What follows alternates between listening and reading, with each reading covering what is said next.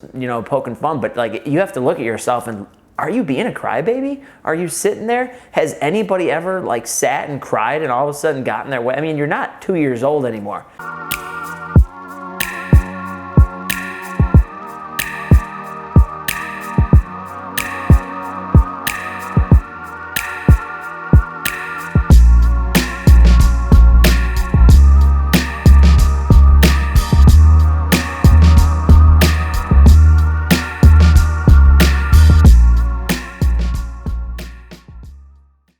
Hello, ladies and gentlemen. Welcome to the Brett Summers Show. Today's show is all about being a solution.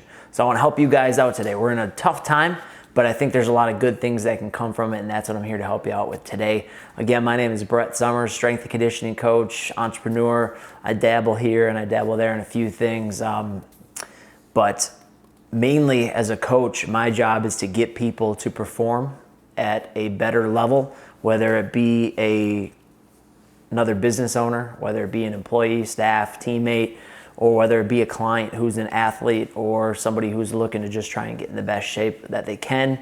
And when you are trying to do that type of stuff, my main job is to adjust and adapt to each situation or problem that I'm seeing. And as a coach, I can't focus on problems and negativity. I have to focus on solutions and becoming the solution and having the attitude that I can find a solution no matter what the situation. So right now we're all faced with a crazy time that you have to adapt to and you have to adjust to, and you have to come up with ways to get your mind to focus on something other than the problem, right? We know there's a problem. We know there's a virus.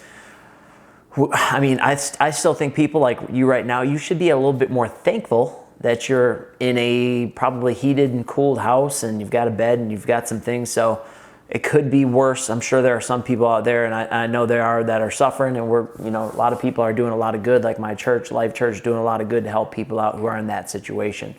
But to get back to the topic of the day, how do you become the solution? Well, first off, you have to stop looking to blame other people. We've seen it right now. I saw it just today. People are on Blue Mountain Road right in front of Brookfield Square, causing a ruckus. They're upset with the governor about the situation, and they're all upset. They want their businesses to be opened up. What do the medical professionals say? Is it intelligent to go out and about? Is it intelligent to be in close spaces? I think you have to pay attention to those types of things, but they're out there right now. They're all victims. That's what they feel like. They feel like they're victims, and they feel like they're getting spanked right now because they're non-essential or whatever's going on. So they want to find someone. Most people who have a victim mentality will automatically try and find someone to blame no matter what the circumstance is. They'll never take responsibility. And that's just not a good way to live. So what I want to encourage you to start doing this week, I want to encourage you guys to start looking for ways to solve problems, whether it's your own problems or whether it's other people's problems. If you think there may be an issue with somebody, I'm not saying stick your nose in everyone's business, but if you're asked or if you're capable, try and solve some problems. Because if right now you're looking to earn income, and you reach out and you try and do things and try and find things, people who have money will find a way to be able to pay you. And if you have a negative attitude right now and you go to someone and say, hey, I'm a victim, I'm just getting spanked right now, they're not going to have much to give to you. But if you say to someone, hey, I've got a lot of really high quality traits, I've got a good work ethic, I'm a problem solver, whatever you give me, I will become resourceful enough to find an answer and a solution for it. People will say, dang, I need someone like that right now. I need someone who can execute this, this, and this. Would you be that person who can take care of that for me? So you have to shift your mindset a little bit. My second suggestion would be to think of yourself, which takes humility, and it's really tough for people, is to think of yourself right now, if you're looking for ways to make money, earn money, or to be of some sort of help to other people, just look at yourself as a servant.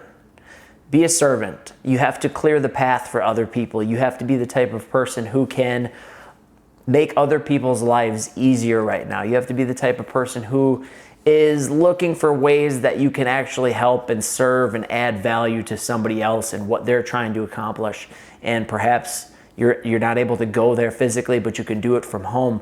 That turns you into a problem solver and a solution, which is a lot better position to be in than a victim, someone who's crying. You know, it's just, it's happening to everybody. You got to get it together. Pardon me coming off as maybe being a little bit just, you know, poking fun, but like, you have to look at yourself and, are you being a crybaby? Are you sitting there? Has anybody ever like sat and cried and all of a sudden gotten their way? I mean, you're not 2 years old anymore. You want the candy, you're gonna cry, oh, I want the candy, I want the toy, I want the toy. And then finally your parents cave in. That's not really how the government works. That's really not how life works. That's really not how monetary value is built. So here's some questions you need to start asking, or here's the way you should be thinking right now. How can I help? Who can I help? What can I do? When can I start? No problem. I've got you. Let me figure that out. I can handle it. Piece of cake. Easy. Consider it done. Light work. That's light. I got that. That's no problem. Let's roll. And it's a matter of if, not when. Those are the types of people I want to be around. Those are the types of people that people right now, if they're in a good financial situation, it's probably because they're not a victim. People who are really successful, they don't make excuses. They come up with ways to get around problems. They actually look for problems to solve. That's just what successful people do. So study it, read up on on successful people, see what they do, see what habits they have. And I can tell you one thing, they look for problems to solve, they find problems to solve, and they tweak them and make them better. So a couple examples of that, actually I have a couple of really good examples. So I reached out to someone who I have a relationship with who is a power lifter. I've been wanting to, you know, again, during this time, I'm thinking of ways that I can do things that are new, that I've always wanted to do. I've had some time to think and be productive. One of those things was we held a powerlifting meet, US APL powerlifting meet in the spring of 2017. It was highly successful. The feedback from the competitors was amazing. There was probably a couple hundred people and maybe 300 people throughout the day. At the time, we were the home gym of the UW Milwaukee strength and conditioning powerlifting team. So their powerlifting team trained here. This was their home gym of the first ever year of the UWM powerlifting team. And so we held a huge meet here. I've wanted to get back into it. I reached out to my buddy Bobby Teal. I said, hey dude, what equipment and what else would I need to run a successful meet? So what did Bobby Teal do? Did he respond to me with some slack answer or, hey, I'm getting spanked right now and I'm at home and I'm crying? No. What Bobby Teal did next was amazing. Bobby Teal went. He took a question. He even looked further into it and he became a solution. He sent me a probably 17 or 22 page ebook that he created, how to run a successful powerlifting meet. Table of contents, pie charts, graphs, down to the penny, down to the taxes, down to the shipping of equipment, down to the admission at the front gate, down to how many spotters you need, I'm talking, to be honest, just because I don't see many people doing, I've got a few, I've got another good one coming up after this, but there are so many people that cry and bellyache and don't take advantage of opportunities, but somebody who's not even working for me yet came up with a solution, went above and beyond, and now I have trust in that person that they can execute on a level that 99.9% of people can't execute at. He became a solution, and he has found himself now. He will be on the inner circle of what we're doing here at the Top Shop because he proved himself to be valuable without ever even getting a paycheck or cashing a check or actually showing up to work during the quarantine. Now, another positive situation would look at this. So I get a text on our team thread about a couple weeks back from the Britster, who happens to be behind the camera right now. And the Britster took it upon herself and her creative design skills that sometimes are on fire and sometimes I don't know, but more often than not they're on fire, and this time they're on fire. And she took some other content, repurposed the content, and created an ebook. And that ebook now for me has been like, well, now I have somebody who can do this. Now what else can we create off of that? But no one asked her to do that. No one told her she needed, no one begged her to do that. She had time, so she took it upon herself to go do that. Now I looked at that and was like, holy crap. But then, get this. Then all of a sudden she's chopping up videos and she's doing these video edits that are on a whole nother level compared to where we were when we were still coaching and training and blah, blah, blah, right? Because now she had excess time. Now she had a little bit more time for creativity. I'm not saying she's not busy, but you know, me and Michelle and we stay busy around here. But at the end of the day, she had just a little bit more time maybe to be creative. And some of the work she's pumped out now has been unbelievable. So what is that? I joke with her. I'm like, she's going to be trying to get some, we call it blue stripes. We call it a dodo bird. It's money. And money's not, but it's just for me, like beyond that, when I see people like that, it just gives you confidence that you have people around you that want to increase their game. They want to be a part of something. They want to get going on something. I had a Zoom conference yesterday with another gentleman named Donovan, who has been a longtime top-line athlete, and he's a football coach at UW-Platteville and a recruiter, and just a great young man who I've always wanted to work with. And it looks like this summer now he's going to be able to come work here, and so he's going to be joining the top line team. So we're actually adding new staff members who bring stuff to the table. He was reaching out about our intern, and I said, dude, you're just not an intern. Unfortunately right now, or fortunately for you, I should say, you offer a lot more value.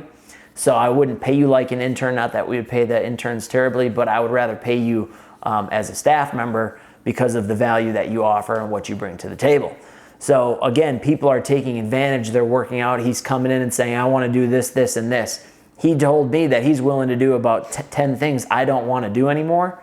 So I look at that as being a very positive thing. So again, they're becoming solutions, and that is the name of the game. So this week, when you go into this week and you're looking for opportunity, try and find a way, whether it be a family member or whether it's just a friend you want to help out, be a servant, serve people. Look for ways that you can add value to them. Send them text messages. I've had hundreds of conversations with people this week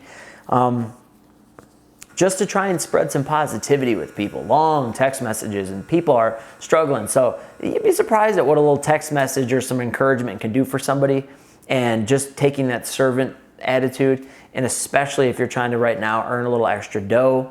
I've got things, to be honest, I think right now, when we come back, if there is somebody out there who wants to prepare someone else's training clothes and workout clothes for the week, work clothes, and go shopping and be a personal shopper.